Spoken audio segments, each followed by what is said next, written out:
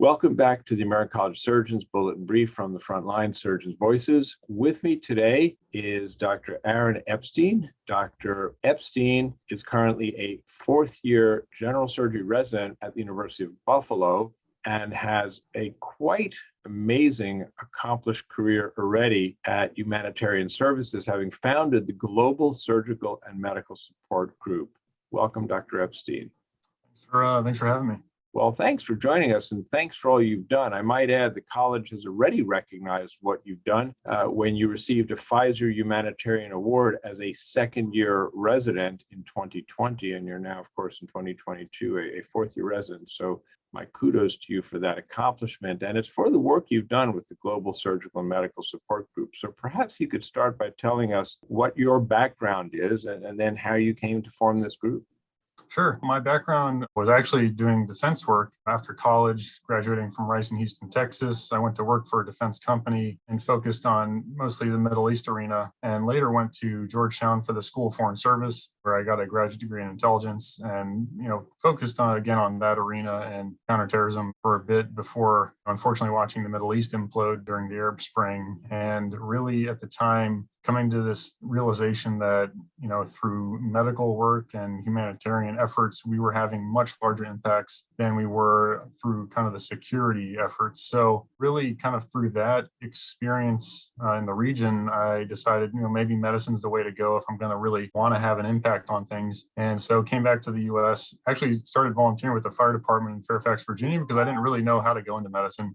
So I did that for a little while and then ended up going back to Georgetown University for medical school. And that is when I, just kind of kept seeing the things happening around the world that needed something to be done. And I, at the time, just combined my prior network in, global security with my new networks in medicine. And that's when I created the group, the Global Surgical and Medical Support Group, or GSMSG for short, back in 2015. And, it's kind of taken off ever since. Very impressive as a first-year medical student to start a global group of this magnitude. Who funded the group? Initially it started out with really just a small group of volunteers that just wanted to go do good in the Middle East. And so we started by sending small teams to Iraq to help with communities that were facing the threat of ISIS or assaults by ISIS. And it really just was internally funded. I would say the benefit of being a low cost, efficient, streamlined organization that doesn't have any real overhead is that the costs are pretty minimal at that stage. And so we just funded it ourselves and started sending teams to the Middle East. And it, at that point, really grew by word of mouth. I think the participants and the communities we were working with were seeing huge effects. And so it just basically constantly grew to, now it's over 1,500 volunteers. And the vast majority, given the fact that we work really in conflict arenas and war zones, is, the former military kind of population. So over 1,500 volunteers. And like I said, the vast majority are from U.S. Special Operations community or defense community who either were medical providers while in service or became medical providers after. So it's just, I think, developed into a pretty interesting group, I guess. Well, it certainly sounds to be with 1,500 people in the medical and security and defense arenas overlapping for humanitarian good in conflict areas. Perhaps you can tell us some of the work the group has done prior to 2022. Yeah, absolutely. So like I said, our biggest focus has been really conflict zones. And so a focus of mine for the group since the beginning was I didn't want it to be a group that just came and, dumped supplies and left, or came and, even did just a few procedures and left. I really wanted to focus on having, really long lasting impact. And so that was done primarily through training. So everything we do circles around training our host nation or partner nation populations and medical professionals. In Iraq, for example, we focused on training medics, and we to date have trained over 3,000 medics at this point. We held training sessions for about 400 nurses and about 500 physicians in that time. And we've done it in over a dozen deployments to Iraq. And I think what's interesting is that you see kind of changes in the population every time you go. And so, not to sound, I guess, too PC, but one thing that we did focus on was female empowerment in the region, because, I would say a somewhat unique problem for the Middle East is healthcare access for women.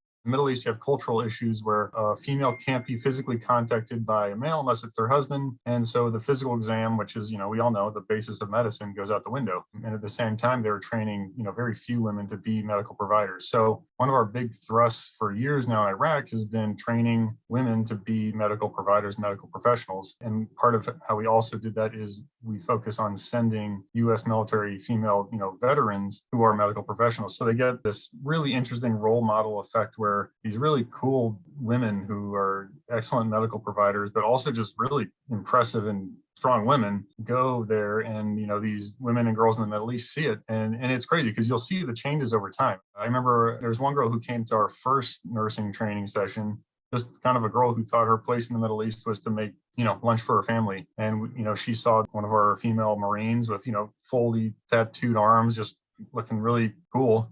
And at the same time was an impressive medical provider and said, I want to be that. So we trained her during that iteration, came back, a couple months later and saw that, look, like now her family looks at her as someone who can take care of them. And we came back the following year and we saw that her community now saw her as someone who could take care of their community. We saw just in one example of a girl who went from someone who just lived in the kitchen to now someone who is entrusted by her community for their well-being. So, that's just one example of the effects we've had in Iraq. So we did that. That's been ongoing ever since. We actually have an ongoing nursing training program in Iraq that's there right now. They've been there for 9 months.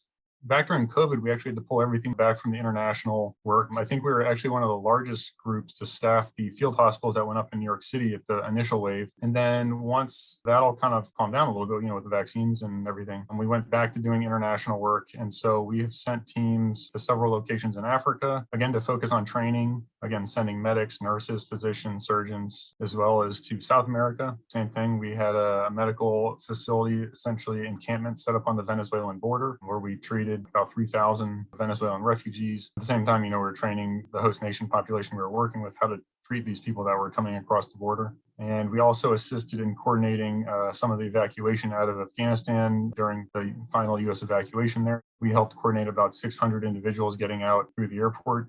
So yeah, like I said, it's continued ever since, but I think our niche area is kind of these austere settings and with the focus of training our host nation partners, because that's, again, how I view us as an organization will have that long-term impact, so long as we're not the multi-billion-dollar international aid groups that can dump, literal tons of supplies and whatnot.